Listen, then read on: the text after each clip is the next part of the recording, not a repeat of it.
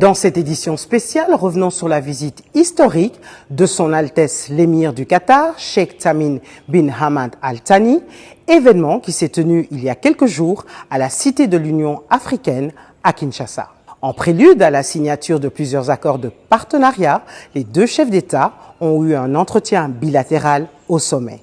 Cette rencontre historique marque un tournant majeur, confirmant l'ascension de la RDC et le leadership international impulsé par le président de la République, Félix Tshisekedi. Plusieurs engagements bilatéraux ont été signés, offrant des perspectives décisives dans les domaines notamment du transport, de l'investissement, de la jeunesse et des échanges.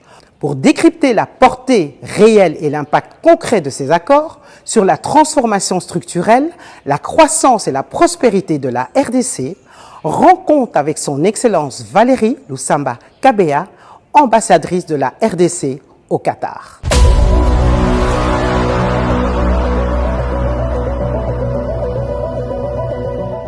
Et merci pour l'invitation. Mon humble personne, vue par moi-même, c'est une femme congolaise originaire de Mbujimaï, qui a grandi en Mbujimaï, qui a fait toutes ses études en Mbujimaï. Et j'aimerais souligner mes études universitaires aussi. Et voilà, qui a su prendre l'opportunité lorsqu'elle s'est présentée. Et me voilà devant vous. Comment ces accords vont-ils concrètement accompagner la vision du chef de l'État, Félix Tshisekedi, pour le développement et la transformation de la RDC? Alors, les différents accords seront, si vous voulez, mis en musique par les différents ministres sectoriels, mais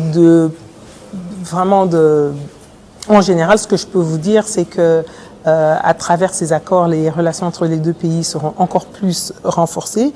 Il y aura une interaction. Au passage, vous l'avez peut-être appris, mais le Qatar vient de nommer un ambassadeur extraordinaire et plénipotentiaire ici à Kinshasa, qui arrivera en les 10 prochains jours ici.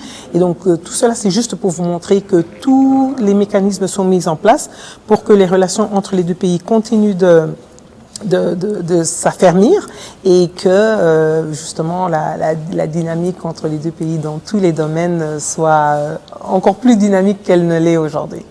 Alors à notre chef de l'État, au nom de toutes les femmes diplomates, merci. Monsieur le Président, Excellence Monsieur le Président, merci de nous avoir donné cette chance de pouvoir servir notre pays de la manière la plus positive soit-elle. La masculinité positive continue de faire de nous, si vous voulez, des championnes de la diplomatie de notre pays. Merci encore pour cette opportunité. Et je dirais à toutes les autres femmes, surtout les jeunes femmes qui aspirent à entrer ou à nous rejoindre dans le monde de la diplomatie, de vous préparer. L'opportunité se présentera, soyez juste prêtes.